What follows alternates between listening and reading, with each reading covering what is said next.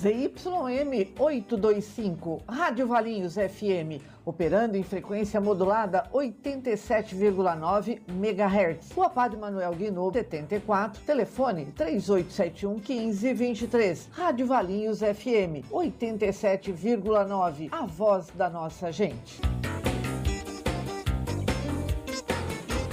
Esse programa é uma produção independente e todo o conteúdo é de responsabilidade de seus idealizadores. A Rádio Valinhos, a voz da nossa gente, apresenta o programa Não Há Nada a Rejeitar. Sua vida sob uma nova perspectiva. A apresentação, Castieri Stackflet.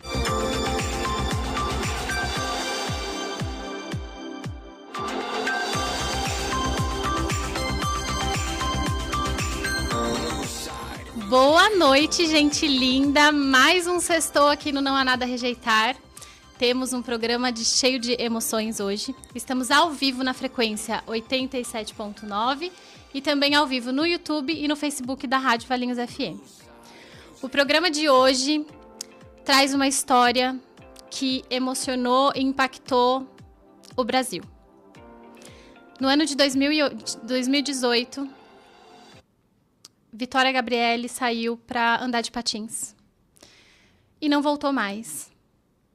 O Brasil todo acompanhou amigos e familiares na busca por essa menina de apenas 12 anos, na esperança de que ela fosse encontrada com vida.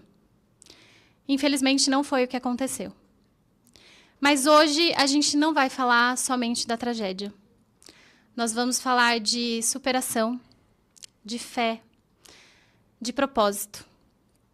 Vamos falar de quando as câmeras desligam e fica a falta, o vazio e a pergunta de como superar, como seguir em frente com algo que está faltando. Para contar essa história, eu trouxe para o programa Beto Vaz, pai da Vitória Gabrielle. E seja muito bem-vindo, Beto. Obrigada mesmo por aceitar o convite. Eu confesso que é muito difícil para mim falar sobre isso, porque é um tema sensível. Eu estou bem nervosa, mas eu sei que a sua história também é muito linda, precisa ser contada. Mas antes de falar de você e da tragédia em si, eu quero que você conte para as pessoas que estão nos ouvindo quem é a Vitória Gabrielle nos seus olhos, nos olhos do pai. Primeiramente, boa noite, Castieri, todos os seus ouvintes e o pessoal que está acompanhando aí a programação. A gente tem visto, né, bastante pessoas chegando, interagindo conosco. Privilégio poder estar aqui, segunda vez que estou de volta à cidade de Valinhos. Conhecer diretamente o teu público, lidar com um público diferente, né, daquele que eu estou acostumado, eu acho que é bem, bem bacana. E falar sobre a Vitória, para mim, é sempre um grande privilégio, né? Nós poderíamos simplesmente colocar a cabeça no travesseiro e chorar todos os dias, todas as noites, a ausência dela, mas escolhemos ressignificar e colocar, fazer desse momento da nossa vida um propósito ideal. E quem é ela na visão desse pai? Quem é ela na visão daquele que conviveu com ela por 12 anos? A Vitória é uma criança da qual ela fazia parte do grupo de louvor da igreja, uma menina brincalhona, cheia de sonhos, queria ser modelo, almejava muita coisa, queria ter visitado a Disney, Orlando, que era o local específico, né? Muito mais do que a Disney, ela falava bastante sobre Orlando. Gostava daqueles videozinhos quando, né, começou esses aplicativos, né, a surgirem no celular, ela fazia muitos desses videozinhos de dança, extremamente brincalhona, extremamente divertida, de abraço, de toque. Eu sou uma pessoa que sou de abraço, sou de toque, sou de convivência. Ela tinha herdado isso de mim. E eu fico muito feliz mesmo de poder estar participando e poder falar um pouco mais da nossa história, da nossa convivência e de tudo que a gente vivenciou. Obrigada por compartilhar. Eu acho que o que fica é isso, né? As lembranças. Beto, conta pra gente. Eu li bastante, com muita dificuldade, confesso. O último momento assim que você interagiu com a sua filha antes do desaparecimento? Era um dia de trabalho. Eu me lembro bem que era já praticamente o final de semana, o último dia da semana, para quem trabalha na semana normal. E a Vitória, ela mandou uma mensagem para mim quando ela saiu da escola. Ela lavava uns tapetes da mãe no dia. Tinha combinado que se fizesse esses serviços em casa, ela estaria liberada para brincar. E ela mandou mensagem me pedindo R$100. Esse valor ela pediu por empréstimo e eu respondi para ela, como que eu faço para emprestar esse valor para você, filha? Não tem nem como, né? Eu tenho que te dar esse dinheiro. Mas para que seria? E eu não me recordo se era para o Play Center ou para o Hop Hari, eu me lembro que era um passeio que ela gostaria de fazer.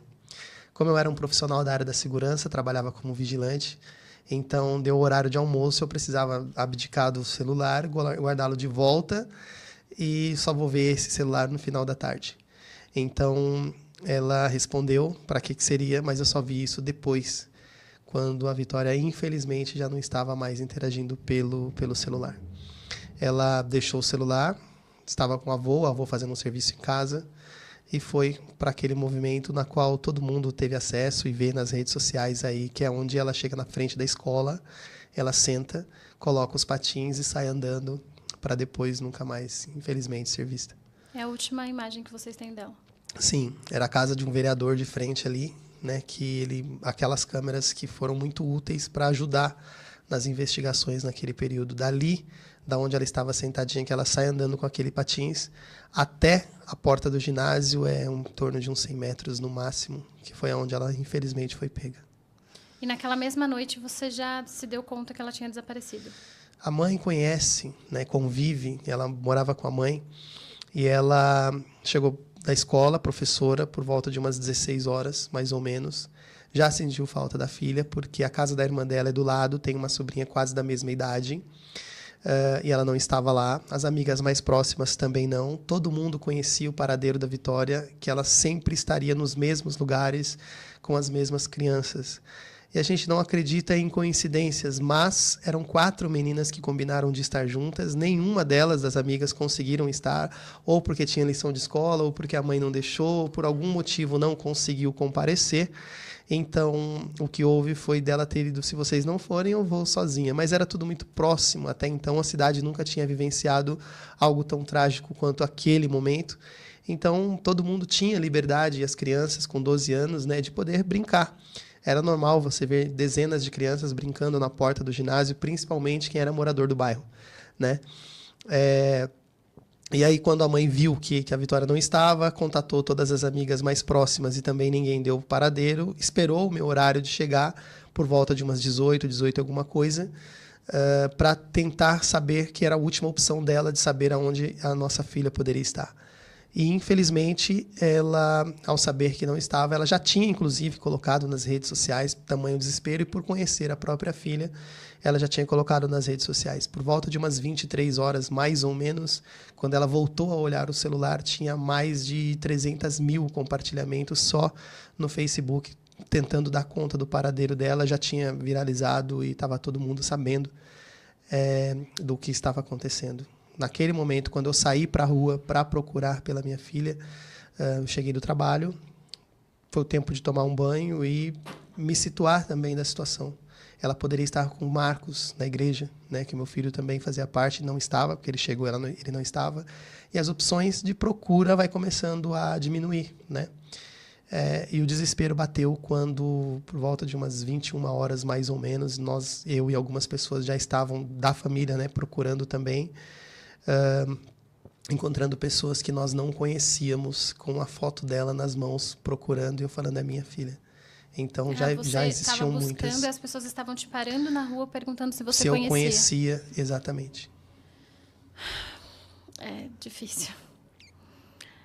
Em que momento, pelo que eu li, ela ficou desaparecida por 8 dias. Com quantos dias você, se é que isso aconteceu, perdeu a esperança, assim, de falar... Não vou... Eu me lembro de responder muitas entrevistas e eles perguntavam o tempo todo se nós tínhamos esperança de encontrá-la. As palavras eram sempre as mesmas. Eu tenho confiança, porque, apesar de hoje eu não estar frequentando, o meu coração, o meu berço, ele sempre foi cristão, evangélico, né? Então, a nossa fé em Deus, ela sempre prevaleceu, independente de qualquer coisa. Eu acredito que tudo na vida ele tem o seu porquê e o seu para quê, né? E naquele momento...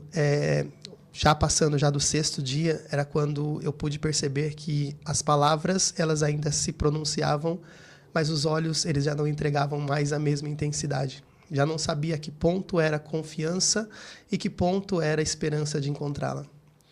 Até o dia que, na véspera, eu me lembro de um grande clamor. Não era evangélico, não era católico, não era de nenhuma outra religião. Era um clamor de pessoas na Praça da Matriz. E ali eu senti que nós iríamos encontrá-la. Foi quando a única coisa que eu pedia, não abria a boca, era só o pensamento ligado mesmo. Eu estava escondido atrás de uma árvore, participando mais um pouco à distância, junto com meu irmão mais velho. E um dos líderes, que naquele momento era um pastor, ele me pegou pela mão e me levou para o centro daquele grupo de pessoas, que tinha umas 60, 80 pessoas, mais ou menos. Era por volta de umas 22 horas, e eles começaram um grande clamor. E a única coisa que eu pedia era que Deus me permitisse que eu entregasse ela de volta, porque ela esteve emprestada por aquele período. Eu já aceitava devolvê-la, desde que eu pudesse saber aonde ela estava. E no outro dia? No outro dia, por volta da hora do almoço, foi quando nós a encontramos. Mais ou menos 4 a 5 quilômetros de distância, numa região de mata, junto com um monte de lixo. Você chegou a estar nesse local? Eu fui, mas não deixaram chegar, porque o que a gente imagina é que, respeitando, lógico, o posicionamento da polícia, da investigação, dos peritos, né, é que você não vai aceitar o fato de que está ali um pequeno corpo em decomposição, né? Você vai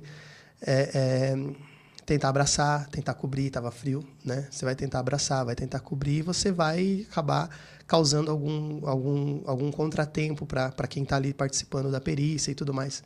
Então, eu fiquei a alguns metros de distância, você conseguia sentir o cheiro, você conseguia saber aonde estava, mas no local mesmo, só meu irmão, um pouco antes de mim, mais algumas pessoas tiveram acesso a ver o corpinho dela.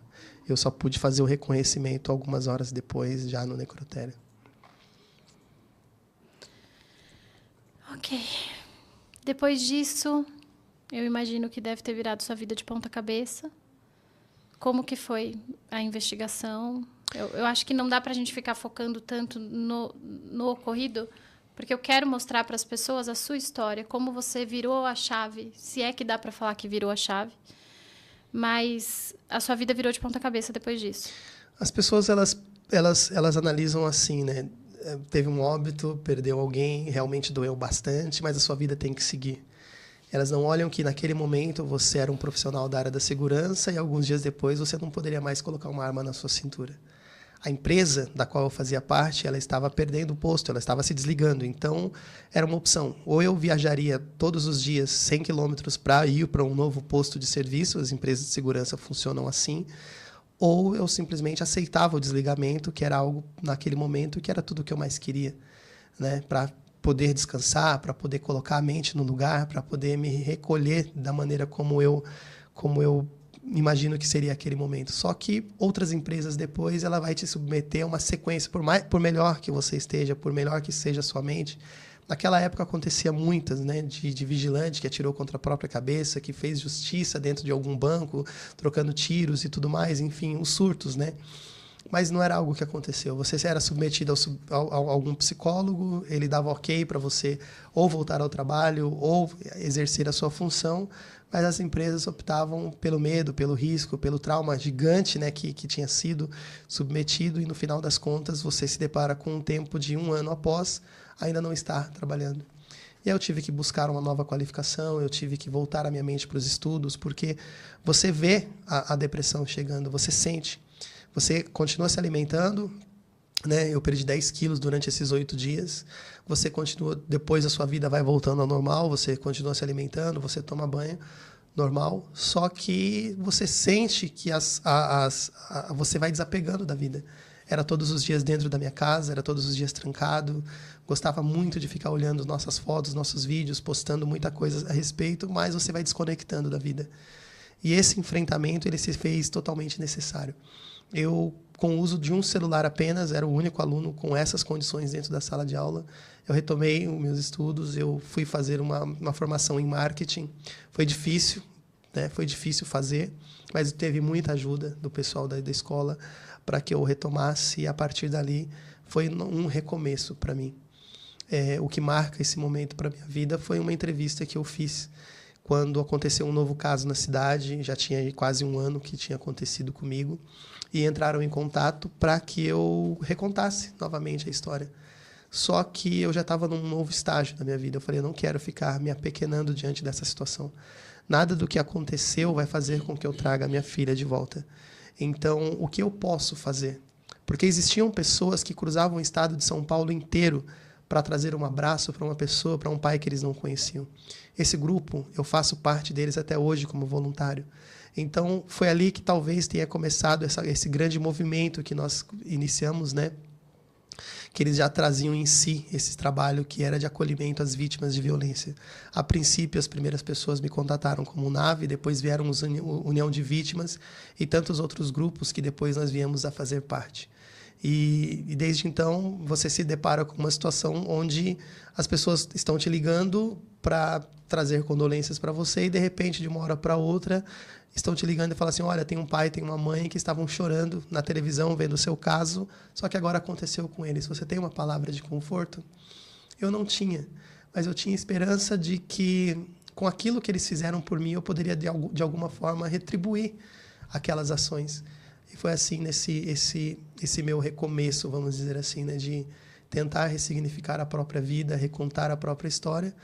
E vieram, né, o período das investigações, a gente acompanhou todo esse processo até que conseguíssemos fazer justiça por ela.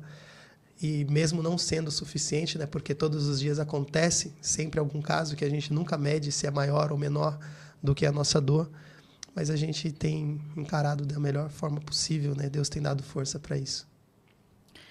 Beto, quanto tempo demorou para a justiça ser feita no caso da sua filha? É uma pergunta que é interessante do ponto de vista de que, quando a gente fala de justiça, que justiça que é você estar na porta do tribunal, você está ali na porta do júri, eu falo de São Roque, o Fórum de São Roque, chovendo, frio, você, a mãe e algumas pessoas próximas do lado de fora, e você vê chegar a quentinha, você vê chegar as marmitex, você vê chegar a alimentação para eles. E se você quer ou precisa usar um banheiro, você tem que atravessar a rua e pedir no barzinho um café, uma água. Essa sensação nós provamos. Já não estava mais na pandemia, poderíamos ter assistido, mas nós não participamos, em pelo menos uma das ações. O primeiro condenado foi o Júlio Gessen. Ele tomou 34 anos. Na primeira apelação que ele fez, foi retirado 30% da pena.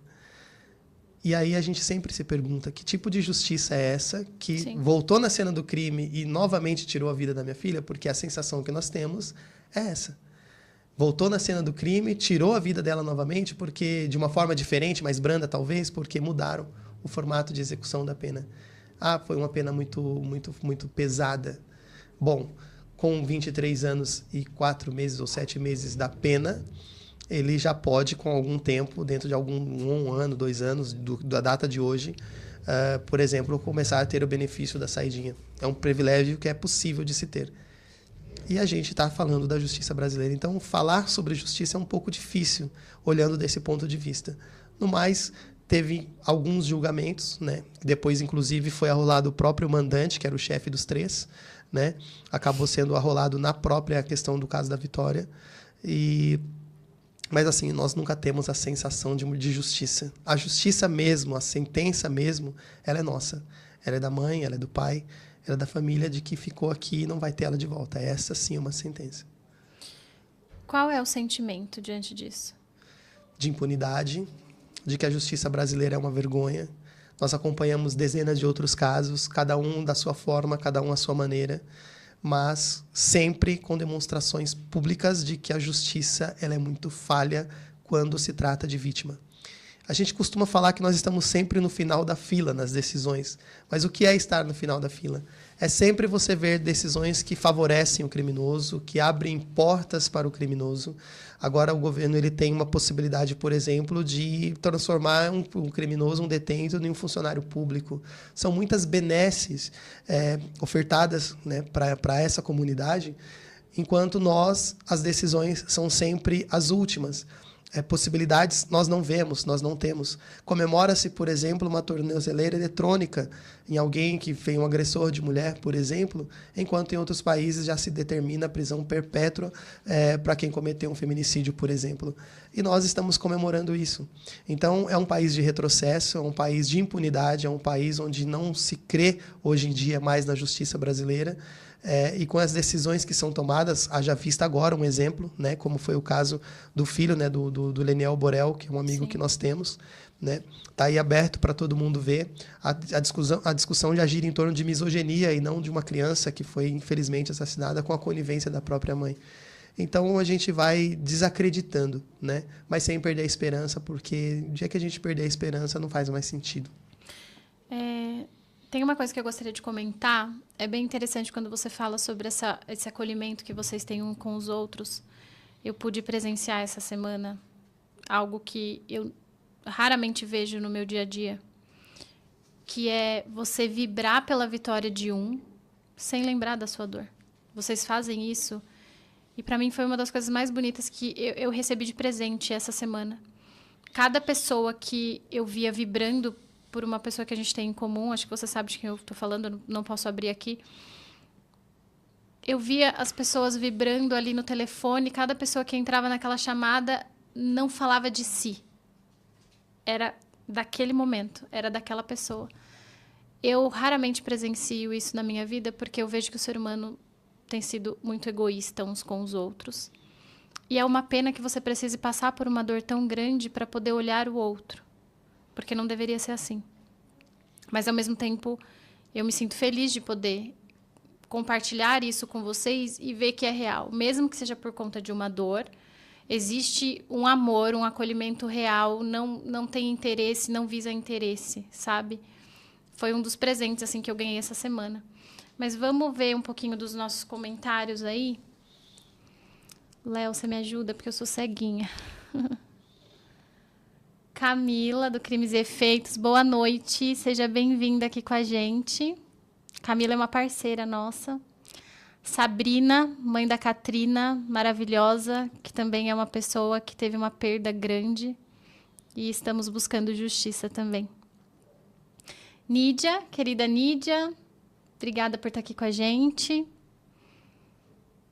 Lígia, obrigada, minha amiga, por estar aqui de novo, sempre acompanhando Não Há Nada a Rejeitar, maravilhosa. Ingrid também. O programa de hoje promete. Simone, companheira do Despertar, fez o Despertar com você. Simone. Bem-vinda, Si. Lígia de novo. Eu acho que tem bastante comentário. O Léo quer dar uma pulada. Alexandre, boa noite. Obrigado por estar aqui. O Alexandre também é um companheirão aqui do nosso programa. Blindagem do Sucesso. Daiane Figueiredo aqui. Prazer em poder acompanhar algo tão fantástico. Obrigada por estar aqui com a gente. A Daiane, ela fez o curso com a gente, né? É isso. Eu convidei ela, tem uma história de superação muito grande. Convidei ela para estar no nosso podcast lá. Ela vai? Vai, confirmou que vai. Eu quero estar lá também, acompanhando. Foi muito emocionante esse curso. Para vocês que não sabem, eu e o Beto estávamos juntos num curso no domingo, que é um curso Despertar em PNL com a Nídia. A Nídia já esteve aqui no programa com a gente. A PNL, ela ajuda em situações profissional, emocional, enfim, e foi muito emocionante a gente compartilhar, na verdade a Dai compartilhar um pouco da história dela, que também não é uma história fácil, mas é uma menina incrível que superou, que deu a volta por cima e está fazendo acontecer. Sabrina comentando ali também, André Luiz Rosa. André Rosa, nosso querido da Rádio Valinhos FM, boa noite, obrigada por estar aqui. Quem mais? Temos alguma pergunta, Léo, por aí? Gente, se vocês quiserem fazer alguma pergunta para o Beto, fiquem à vontade, tá bom? A gente dá um jeito de voltar aqui também. O tempo é curto, mas a gente dá um jeitinho. Acho que tem a Nídia ali, né? Não, tá comentando da Dai. Sabrina falou que tá emocionada. A Dai vai no seu programa, que delícia, ela comentou. Gente, muito, muito obrigada. Mas, Beto, voltando aqui. Quando você teve a sensação de propósito? Quando você... Porque eu penso que a dor, ela existe. mas é uma coisa que eu falo muito aqui no meu programa. Em todos os programas eu falo a mesma coisa. Quando a gente ressignifica, não significa que você não sente a dor. Não significa que a saudade não exista e até a revolta, porque tá tudo bem sentir revolta. É revoltante você passar por isso. Tá tudo bem sentir raiva. Mas quando você ressignifica, a gente entrega de presente para o outro o que transformou dentro da gente. E eu vejo que é isso que você tem feito.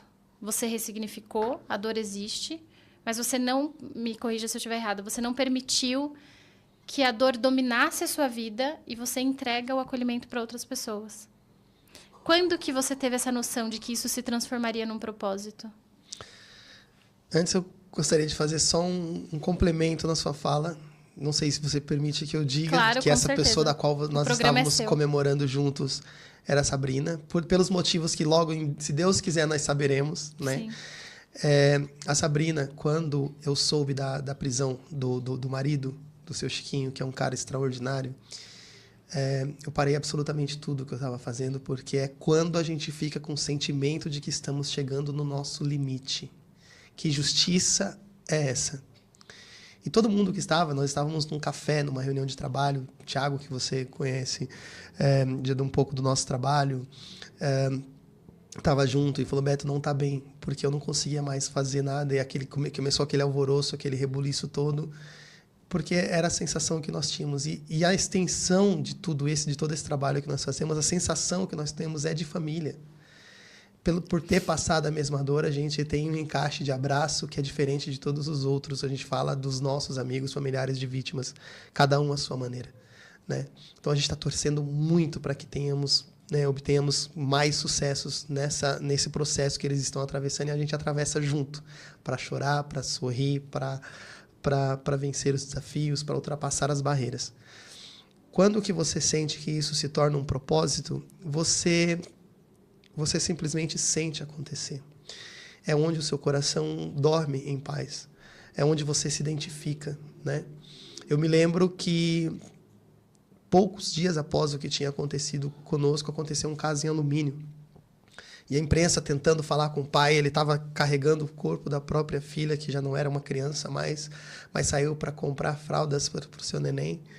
E ele dizia, agora eu sei o que o pai daquela menina sente. Eu nunca vi ele. Depois acabamos tendo contato, ele deu entrevista ali naquele momento e parou por ali. Foi um caso de alumínio, agora eu sei o que o pai daquela menina sente. E você tenta devolver para a sociedade, para essas pessoas, de alguma forma, a esperança de que você conseguirá, de que você vai conseguir suprimir essa dor. Você nunca passa uma mentira para essa família, para essa pessoa que está vivenciando a dor. Olha, ela não vai passar, mas você não vai atravessar isso sozinho. Olha, você está aqui, você vai aprender a conviver com a sua dor. E graças a Deus a gente tem suporte para isso. Eu não sei de onde vem para mim a sustentação dos céus, porque muita gente ou quer virar a página, ou quer esquecer, ou quer seguir adiante, ou não quer nem lembrar.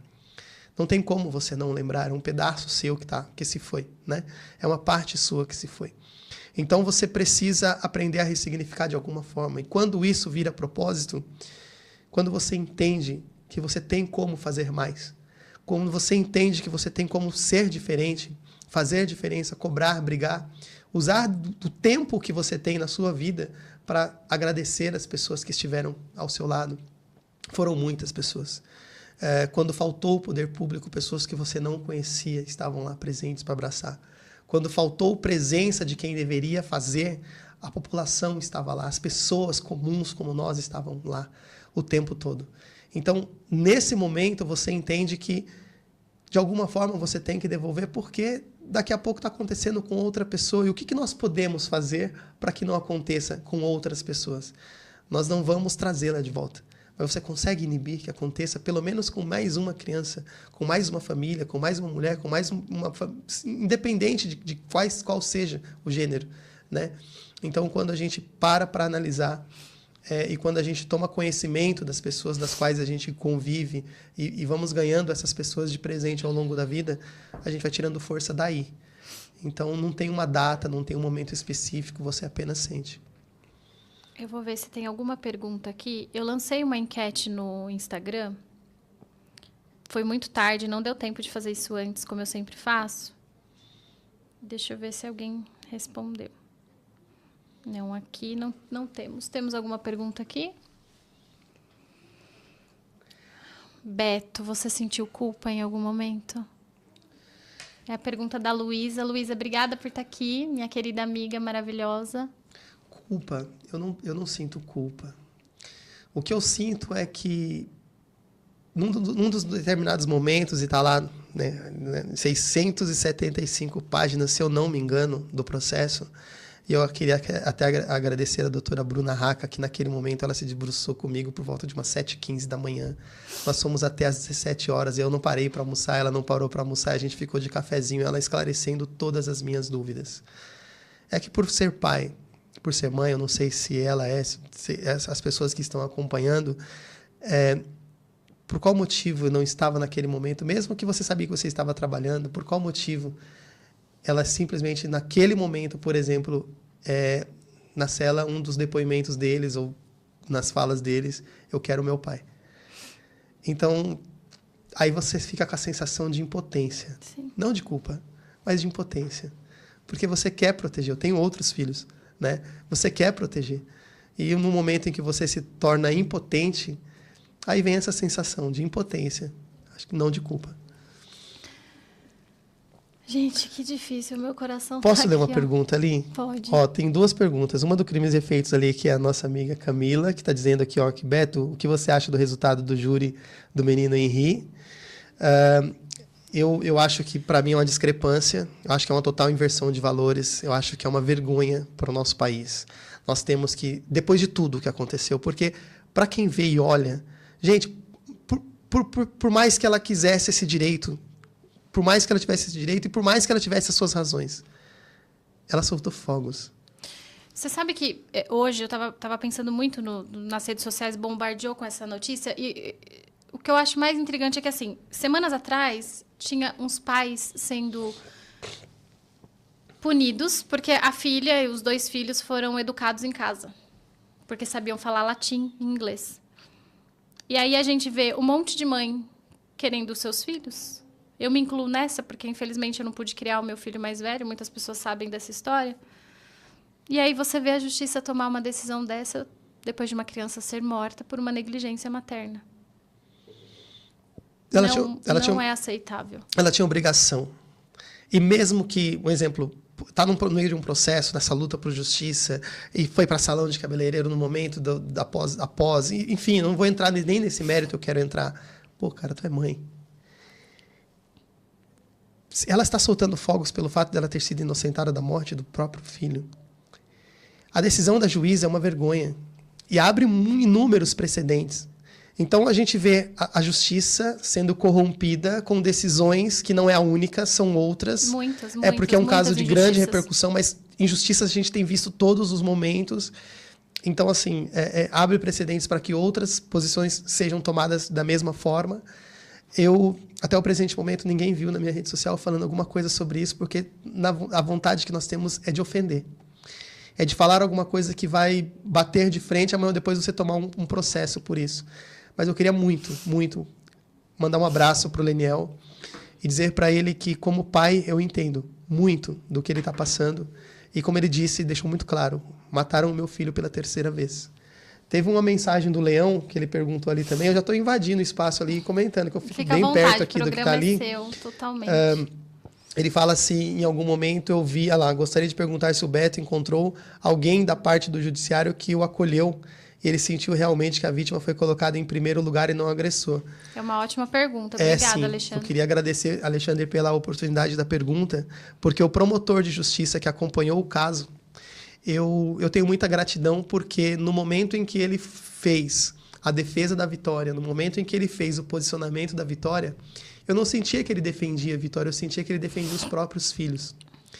Naquele momento, naquele dia em que ele mostrava os patins dentro do plástico, ainda com areia, com sujeira, o chinelinho dela, ele falou com tanta incisão as suas palavras, com tanta força, que ele defendia as suas 2 filhas que ele tinha, que ele deixou muito claro depois. Eu dei um abraço muito forte nele e foi um dos grandes momentos que eu tive de me sentir, sim, representado e agradeço até hoje, porque naquele momento, se eu falar para você que eu vou lembrar o nome dele agora de cabeça, eu não vou lembrar, mas eu tenho nos documentos, em casa comigo, e eu sou muito grato, porque ali eu me senti extremamente representado e com o coração em paz. Léo, passa para mais algumas aí para a gente ver, antes da gente ir para o intervalo. Beto, se possível, fale mais do grupo de apoio. Falo. Esse grupo não tem nenhum fim lucrativo. E quando alguém, em outros momentos, tentou se promover dessa forma, todo mundo se esquiva e sai, literalmente. É justamente para isso mesmo, é para testar o coração do ser humano, de muitas vezes as pessoas que tem ali pode ter um escritor, pode ter um jornalista, pode ter um empresário, mas tem também aquelas pessoas que moram na comunidade e todo mundo se trata entre iguais. Então, esse trabalho que nós fazemos voluntário, por exemplo, fazemos parte do Instituto Apoio Brasil, que é para pessoas desaparecidas, União de Vítimas. Um pouco mais atrás, né, tinha o pessoal do NAVE. Fizemos amizades daquelas pessoas que a gente se junta para fazer um almoço, para, descontrair, para se unir, fazermos outros eventos. Nós vemos faixas e mais faixas nesses eventos de deputado A, deputado B e tudo mais, mas todas as vezes, eu sempre falo e deixo isso, a Marta Consoli, para quem não sabe, a mãe da Bianca Consoli, nos eventos que nós fazemos, é o megafone dela que faz o sucesso de fazer o estrondo necessário que nós precisamos. Ali as pessoas fazem alimentação através de vaquinha. Se você está indo para um determinado ponto e a outra pessoa não tem transporte, todo mundo se junta e vai. Quem tem, ajuda quem não tem, faz vaquinha para colocar combustível no próprio carro para atravessar o estado e levar um abraço. Mas não é só o acolhimento. Quando estamos nos deparando em casos como esse, de fazer protesto, de fazer movimentação, de acolher as famílias, nós também temos essas ações de indicar a profissionais que possam dar algum tipo de suporte, advogados que possam pegar os casos e fazer a situação acontecer. Então, a gente tem esse trabalho de muita união, de muita transparência, de muito carinho, de muito colo, de muito acolhimento. E se eu falar mais 10 minutos aqui, eu consigo trazer boas atribuições para essas pessoas que eu tenho como extensão da minha casa. Eu acho que todos vocês fazem um trabalho incrível, lindo. Eu tenho visto de longe e estou impactada. Vamos para o intervalo rapidinho e a gente já volta com o Beto. Já a gente está de volta.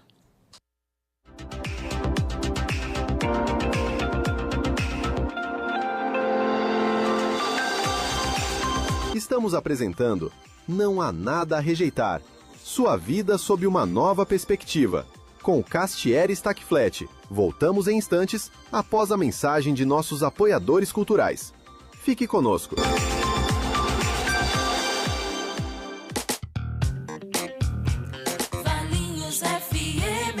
PSB 40. Jonas Donizete, deputado federal. Olha, é bom ver o centro de convivência entregue para a nossa cidade. Quando prefeito, muita gente queria que eu colocasse isso abaixo. Eu fui contra. Procurei os engenheiros, ouvi as pessoas, fizemos o projeto e, junto com a prefeitura, corri atrás dos recursos. E é assim na vida que a gente faz tudo, com parceria. E é nisso que eu acredito. Por isso, como deputado federal, continuo ouvindo as pessoas, fazendo parcerias, trabalhando por Campinas e região. PSB 40. Propaganda partidária gratuita. PSB 40. Eu sou o Caio França, o novo presidente do PSB aqui no estado de São Paulo. Um partido com uma história que nos orgulha, um presente que nos representa e um futuro que nos enche de esperança. Não à toa, fomos o partido que mais cresceu nos últimos tempos. E este ano, ao lado do nosso presidente nacional, João Campos, montamos um time aqui em São Paulo com gente muito preparada, coerente e que está pronta para os desafios que vêm pela frente. Venha você também para o PSB. PSB 40. Propaganda partidária gratuita. Valinhos FM. Valinhos FM. Seu amor merece melhor. E o seu bolso também. Vem aí o Outlet Solidário em Valinhos. Moda feminina, masculina, infantil, plus size, fitness e muito mais com descontos inacreditáveis de até 80%. Antecipe o presente de Dia dos Namorados com marcas famosas e ajude os projetos da ACES. Onde? Sara Nossa Terra, Rua Carlos Manarini, Vila São Sebastião, 76, Valinhos. Quando? De 3 a 6 de junho, das 11 às 20 horas e dia 6, das 11 até às 17 horas. Outlet Solidário. É barato fazer o bem. Esperamos você! Vem aí o 18º Porco Turbinado da APAI, dia 14 de junho, das 12 às 16 horas. Delicioso porco assado, bebidas liberadas e animação com Luiz Miguel e Rafael. Convites: masculino R$ 165, feminino R$ 135. Reserve já, 3303-4500. APAI Valinhos, tradição e solidariedade. Sou Juliana, orientadora da unidade Kumon Valinhos Centro, e tenho um recado muito importante para você. Quer ajudar o seu filho a desenvolver mais concentração, disciplina e facilidade nos estudos? Venha conhecer o Kumon. Temos o curso de português, matemática e inglês. Agende já uma visita. Estamos na rua Silvio Concon, número 133, ou através do WhatsApp 19 99 896 2207.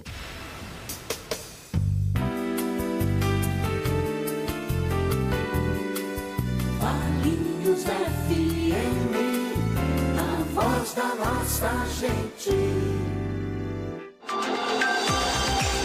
A Rádio Valinhos volta a apresentar o programa Não Há Nada a Rejeitar.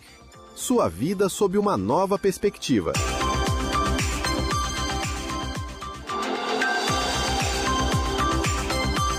Voltamos aqui com Beto Vaz, ouvindo um pouquinho da história dele. E eu vou ler para vocês uma pergunta da Ingrid Tota, que o Beto vai responder para a gente. A Ingrid perguntou: Beto, fala mais da sua superação. Você acha que se não fosse por esse absurdo e terrível acontecido, você teria essa força e essa evolução como ser humano? 2 pontos que eu gostaria de colocar para você. Primeiro, obrigado pela oportunidade da resposta. Ingrid, eu era o tipo de pessoa que olhava aquelas pessoas desaparecidas, por exemplo. Muitas vezes a gente tem a preguiça de colocar aquele up, né, para encontrar, para ajudar.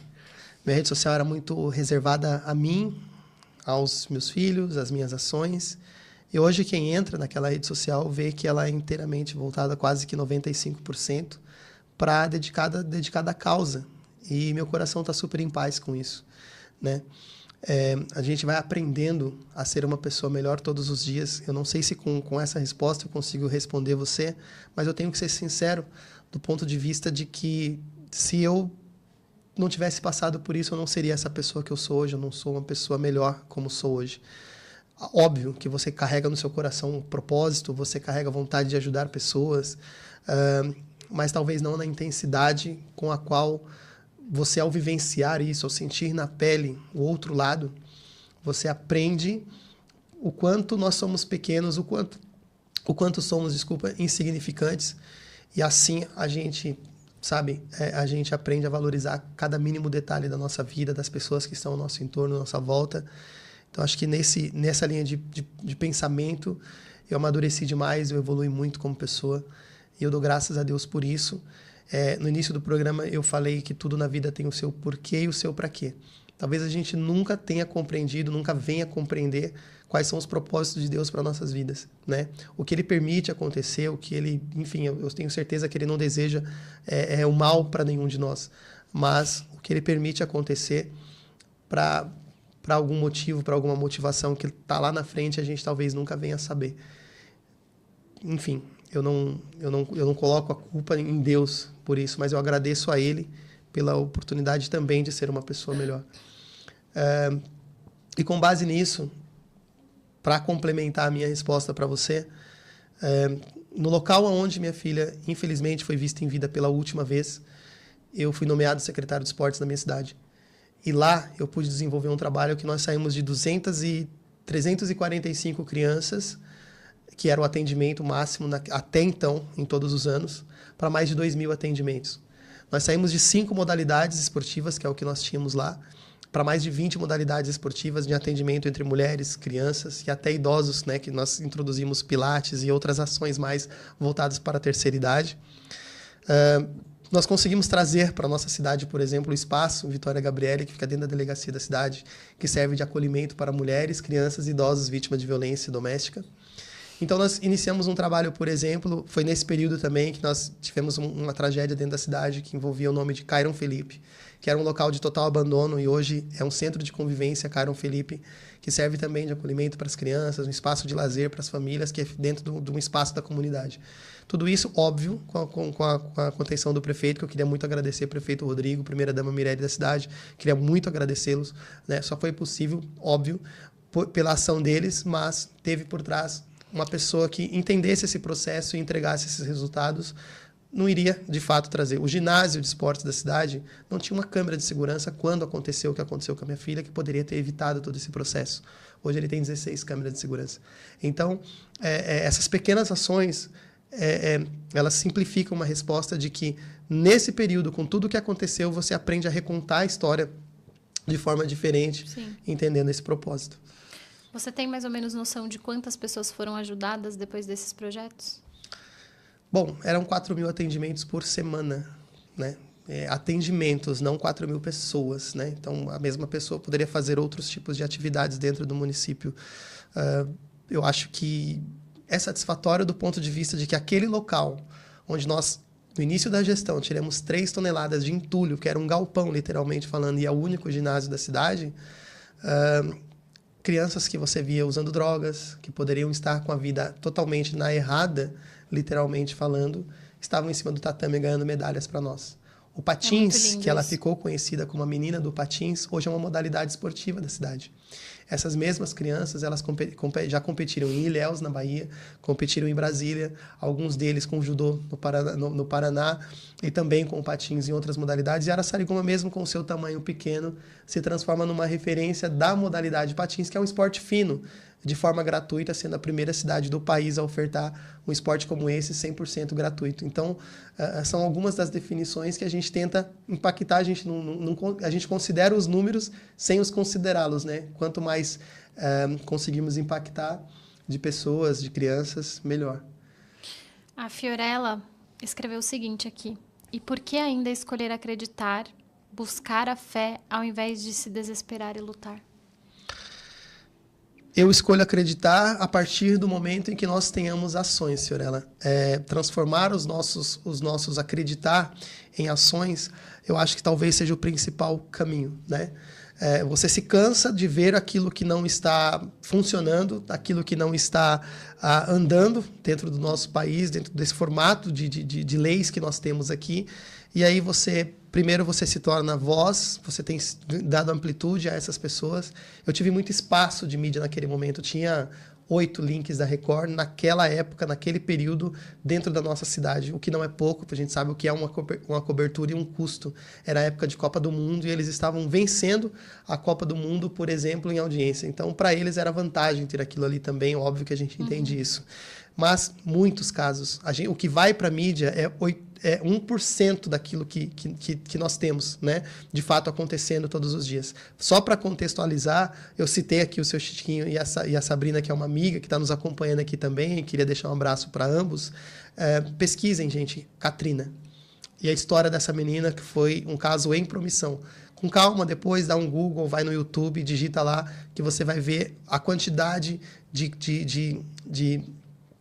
de bagunça nesse caso, que foi um delegado que, infelizmente, acabou ceifando a vida dessa menina. Eu pedi para o Beto contextualizar, porque o meu público não está acostumado com a história, isso. Mas para vocês que me acompanham, que estão aqui comigo já faz um tempo, o Chiquinho sobre o vídeo que eu postei no Instagram, ele foi preso por estar panfletando, pedindo justiça pela filha, pelo delegado que matou a filha dele. Isso. Então, é sobre essa questão. Eu pedi para o Beto contextualizar para vocês entenderem de quem a gente estava falando. Eu gostaria muito de reforçar uma coisa que eu falo em todos os programas para vocês. O nome do programa é Não Há Nada a Rejeitar. Por que eu quis trazer o Beto? Porque nada apaga a dor e o que se foi. Mas quando a gente não rejeita isso que aconteceu, quando a gente tenta trabalhar, isso se transforma em alguma coisa bonita. E não justifica de maneira nenhuma a perda da filha dele. Não justifica. Mas se transforma em alguma coisa. Então, quando a gente não rejeita um acontecimento, uma dor, que é o que a gente sempre tem falado aqui, vamos olhar para essa sombra, vamos olhar para essa dor e vamos transformar em alguma coisa. Porque pode ser transformado em alguma coisa boa. Eu acredito na parte boa da humanidade. E eu trouxe o Beto para poder falar sobre isso. E às vezes a gente rejeita tanta coisa na nossa vida que pode ser ressignificado e a gente pode transformar outras vidas. É isso. Você tem mais alguma coisa a nos falar? Bom, é aquilo que a gente sempre fala no início, né, dos programas quando nós vamos, né? Estamos aqui em inteira disposição para, né, tirar todas as dúvidas, esclarecer o máximo que possível. Havendo alguma outra pergunta, estou aqui. Tem alguns comentários aqui. A Ingrid está comentando para a Sabrina. Deus está olhando exclusivamente por você. Força e fé, estamos com você. A Nídia, necessário vereadora, Sombra. Camila, amiga, que orgulho ser sua amiga. Linda. Beto, hoje à tarde... Gente, o meu filho está aqui, né? Vocês sabem que às vezes o Otávio já até apareceu aqui no programa fazendo gracinha no programa da Nídia. E como eu tinha que trazer ele comigo, eu sentei com ele e eu contei a sua história para ele. Para que ele não estivesse aqui dentro da sala, ele está lá fora. Mas para não se impactar, porque é uma criança de 11 anos. E o meu filho é maravilhoso. Ele virou e ele falou assim, mamãe, eu posso escrever uma carta para o tio Beto? E eu falei, tá bom, vamos escrever alguma coisa. E aí eu falava para ele assim, me fala palavras que você quer usar. E aí ele foi falando coisas que tinha a ver com a história, né? Ele falou patins, algumas coisas. E eu falei, você quer usar a palavra tristeza? Ele, não, tristeza não. E aí a gente escreveu uma coisa, eu mandei no seu celular e eu gostaria que você lesse para o pessoal. É um presente do Otávio para você. Eu te mandei no seu celular. Tá, licença, gente.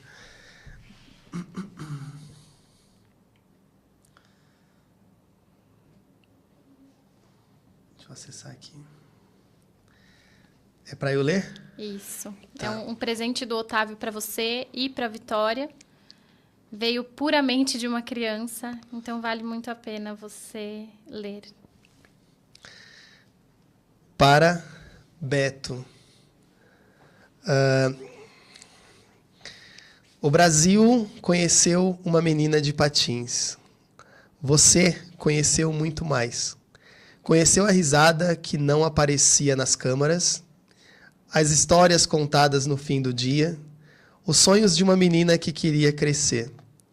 Os abraços que só um pai conhece. O tempo passou. As ruas mudaram, as notícias terminaram, as manchetes silenciaram. Mas existe um pequeno coração que continua aberto todos os dias em suas mãos. Dentro dele, 2 fotografias. 2 imagens simples para quem olha de fora. Mas para você, um universo inteiro. Porque alguns pais carregam chaves, você carrega lembranças. Enquanto o mundo se recorda da última vez que viu Vitória, você guarda todas as vezes. A primeira palavra, as brincadeiras, os sorrisos, os sonhos. Os momentos que nenhuma câmera filmou. E talvez seja isso, amor. Continuar encontrando a sua filha em um retrato guardado no bolso, em uma lembrança inesperada ou no silêncio de um dia comum. Vitória não ficou apenas nas fotografias, ela ficou em você. Enquanto existir alguém capaz de falar o nome dela com amor, ela continuará iluminando o mundo. Com carinho, Castieri e Otávio. Obrigado. De nada. O Otávio, ele realmente é muito sensível. Eu me deparo, às vezes, com as coisas que ele fala. Eu ajudei, obviamente. Ele não ia escrever dessa forma, mas eu tinha que explicar para ele, né? Trazer ele aqui para ouvir uma história assim. Vou dar um abraço nele ali fora depois. Ele vai gostar. E, Beto, muito obrigado por ter estado aqui com a gente. Principalmente, muito obrigado pelo trabalho que você tem feito. Eu não consigo mensurar o quão difícil deve ser, porque é uma dor que precisa ser transformada num propósito. E eu tenho certeza que às vezes a gente confunde dentro da gente, nossa, o que eu estou fazendo, né? Parece que eu estou usufruindo de uma coisa que aconteceu para benefício aqui. Mas não é isso. É lindo o que você tem feito, o seu trabalho. Não só você, mas eu tenho tido muita gratidão de ter o contato com a Camila. A Camila ajuda muitas pessoas no Crime e Efeito. Eu fui muito bem acolhida no programa dela. Eu vejo o seu programa e quanto você acolhe as pessoas. Pra quem não sabe, o Beto tem um podcast que chama é só Superação o nome. Super.ação_podcast. E o meu perfil pessoal é @Beto Vaz, gente. Por favor, segue lá. Dá pra eu mandar aí nos comentários. Uma coisa interessante que quando eu falei com você sobre o seu programa, você falou assim pra mim... Que, aliás, você está convidada a participar. Sim, com o maior prazer. Você Depois falou de ter assim... ido na Camila, superou a Camila, agora vai superar a superação. Eu não sei se eu dou conta de vocês dois, mas tudo bem. Você falou assim pra mim, foi muito interessante. Você falou, se você não tiver uma história de superação, que todo mundo tem, você pode contar uma de superação. E isso significa que você dá abertura para muitas pessoas contarem as suas histórias. Mas, mais que tudo isso, é a gratidão pelo trabalho que você tem feito em cima de uma dor tão grande. E a minha eterna gratidão por você ter estado aqui com a gente. Volte quando quiser, participe mais vezes. E o que você precisar, estamos aqui. Quero Obrigada, agradecer Beto. o teu público, né? Um pessoal muito participativo, com perguntas bem interessantes da gente participar, da gente comentar, da gente estar aqui respondendo. A porta aberta, eu queria muito agradecer, de verdade, agradecer você, agradecer o Otávio, a casa, né, a receptividade que nós tivemos aqui. Quero agradecer um amigo, irmão, Maurício Cafu, que caminha comigo todos os dias. Tá aqui com a gente nos bastidores. Para quem não acompanha, a referência do texto é de uma chave, de um coraçãozinho, que todo mundo sabe que eu carrego com as fotos dela, da Vitória. Quero muito agradecer muito esse carinho todo, essa receptividade. Mandar um abraço para a Camila, que está aqui conosco também. A Camila, ela é incisiva nas ações dela, né? O meu espaço de superação, o meu podcast, ele realmente conta história de superação. Ele dá voz àquelas pessoas que não têm. Mas a Camila, ela é extremamente aguerrida e eu diria até certo ponto agressiva nas ações de buscar mesmo pelos contatos que tem, pela influência que tem. Então, uma vastidão de abraços para você, Camila. Obrigado pela sua amizade. Nós temos um documentário sendo produzido por ela, por toda uma equipe que muito em breve vamos iniciar o trabalho de gravação também. Então, é um time que nós temos ali e ela tem sido aí um suporte muito grande. Então, agradeço também, assim como a Sabrina e todos os demais que estiveram conosco aqui participando. Nídia, nossa mentora, né? Agora tem a responsabilidade comigo aí, muito grande. Agradecer também... Tem uns comentários pessoas aí para você, ó. Deixa eu ler alguns aqui, peraí. Obrigada, gente, por todo mundo que está comentando. O Otávio, depois eu peço para ele gravar um vídeo no Instagram para vocês. Ele é uma fofurinha da mamãe. Eu sou suspeita, né, gente? Mas tudo bem. Vamos lá, Sabrina. Seu filho é um encanto, puxou a mãezinha, obrigada. O Adriano colocou aqui, sensacional. Obrigado, Beto, por nos mostrar que sempre há formas de sanar a dor com amor ao próximo. Sabrina, amei, lindo, acompanhando do início até agora. Lídia Lobato, estou vendo porque a Camila postou. A Camila é a nossa mensageira, né? Ela posta de todo mundo, é maravilhoso, é um apoio. Social media dos bastidores. Ingrid, parabéns, lindos, que programa uau. História que não há nada a rejeitar. Lídia, de novo, vou sair daqui também, adorei, seguidora. Nídia, que lindo, Beto. O Wallace, boa noite, foi show essa noite. Gente, muito, muito obrigada pela presença de vocês. E semana que vem, nós teremos um programa diferente. Preparem os seus coraçõezinhos, porque é Dia dos Namorados e a gente vai ter uma coisa bem descontraída aqui. Beijo, gente, obrigada.